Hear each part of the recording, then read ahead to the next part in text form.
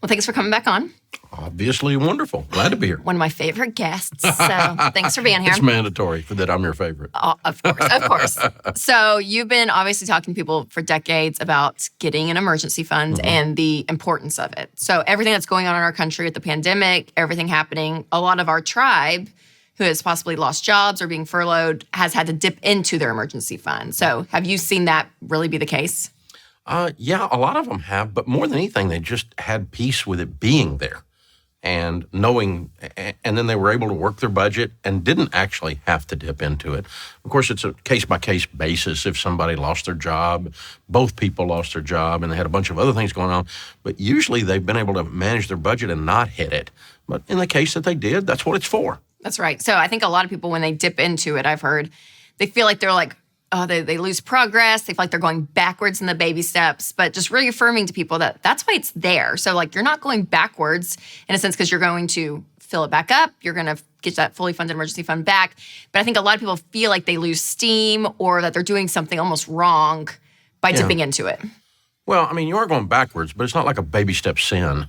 I mean, you haven't sinned the baby steps or something. It's just you used your emergency fund for an emergency. That's what it's for. But that does mean you took a step back, and you're going to fill it back up, and then you're going to move back on. That's okay, though. That's what it's for. There is a rhythm to life. Hopefully, we never have to touch our emergency fund. But, you know, the reason we have an emergency fund is we know emergencies happen.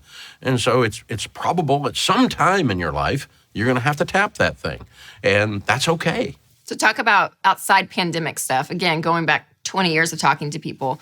Like how normal is it for people to say, oh yeah, they call you on the show or you talk to them and they say, yeah, we had to actually use this money. Because again, I think a lot of people watching or that have it, there is this like kind of guilt, like, oh, it's there, yeah, but I don't even want to touch it, this feeling. But that it's normal, that if you're in a situation that you have to have that money, you dip into it and that's okay. That's a good thing. Well, I mean, if you think about it, what is the nicknames that we give the emergency fund? The classic one is Grandma called it your rainy day fund. Why? Because sometimes it rains, you know, and rain is to be expected, so you carry an umbrella, you know, and so that's a rainy day fund. One lady, and we've classically talked about this in Financial Peace University for years, one lady called it her GOK fund, her God Only Knows fund. God only knows what's going to happen, you know? And because he does. He's the only one that knows what's going to happen. Something's going to happen, though. Life is going to happen, and stuff happens. I saw it on a bumper sticker, you know? And so, you know, you just got to be ready, and you got to go, that's part of it. And it's like saying, my transmission broke, you know? Well, of course it did. It's a transmission. It's eventually going to break. And, you know, that's just, stuff is going to happen. You're going to have things come at you that you are unexpected, and that's the definition of an emergency. So for people, it's funny, we classify emergencies like with car repairs or a health issue, but a pandemic is one that's never been used as an example of an emergency. Well, no. I mean, if we had used that, we would have been accused of being crazy. Yeah, some conspiracy like, theories. Someday there's going to be a pandemic, and you better be ready. I mean, can you imagine the hate mail I would have gotten if I'd have said that? So what are you saying from people because of the pandemic and everything that's happening? What is kind of the top emotion or so of people, even if they had an emergency fund or not, but how this has really affected their finances? I think the folks that didn't, the phone is ringing. And when they pick it up, they realize it's their wake-up call.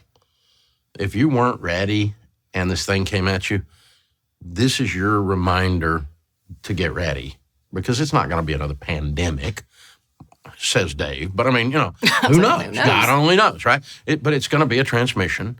It's going to be Aunt Gertie on the West Coast passes away and you have to chip in on her funeral. There's going to be stuff happen in your life. And to walk around with no money and deeply in debt and no plan, how's it working for you? You know, it's not. And so, you know, when I went broke, it was because I was stupid and I didn't have any money. And I didn't keep any cash. I didn't keep any liquidity. And I built a house of cards with debt. And so that when I went broke, that was my wake-up call. And I had a never-again moment. And some folks are having a never-again moment. The ones that are sitting there with the emergency fund, you know, they feel like the three little pigs that, you know, one built a straw house and one built a house out of sticks and one built a house out of bricks. And when the wolf came and blew on the brick house, nothing happened. and they feel like they're the guy, they're the pig with the brick house right now. They feel like, hey, I'm set, blow away, big bad wolf. I've got my cushion here. I don't have any debt. Gives me lots of margin. Because see, if you don't have any payments going out and you've got a pile of money, even if you do lose your job, you can go a long time. But the added payments adds to the burn rate out of the checking account. It does. And the level of fear that's there when you don't have it. Yeah, it's a total oh crap moment. Yes. Oh crap. Oh. Yeah. It's what what happened here?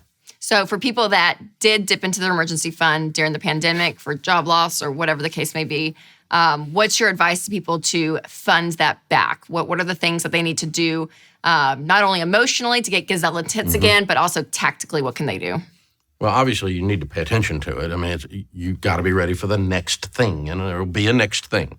It may not be a culture-wide thing. It may be an individual thing to your family, but you got to be ready for the next thing. So we have to stop what we're doing and do that. And so I would just look at your income and your budget and say, how fast can we put this back if we don't stop our 401k in baby step 4? And if it's like going to take a year, you may want to stop your 401k again and go back to baby step 3. And do it. But if you can put it back and not mess with your 401k in 3 or 4 months, then put it back and just, keep, do it that way. I don't care either way, but address the issue because, the very fact that you used it, it's just like the people that didn't have an emergency fund. This is confirmation that this is a good idea. That's right. Okay, so when you look at people's budgets, what are the top few categories? You're like, yeah, you can cut these out to just fund that and put some extra cash away. Well, I think you just go back to, beans and rice. Yeah. How bad do you want to not stop your 401k? You want to cut some lifestyle out or you want to temporarily stop your 401k? But you may have to do both to get the emergency, depending on how big a hit the thing took. But that's your worst case scenario. But, if it's me, I'd probably back off on the lifestyle a little bit and keep the 401k going and then let's fix this thing in a couple months. But you could do it either way. Yep, absolutely. So good.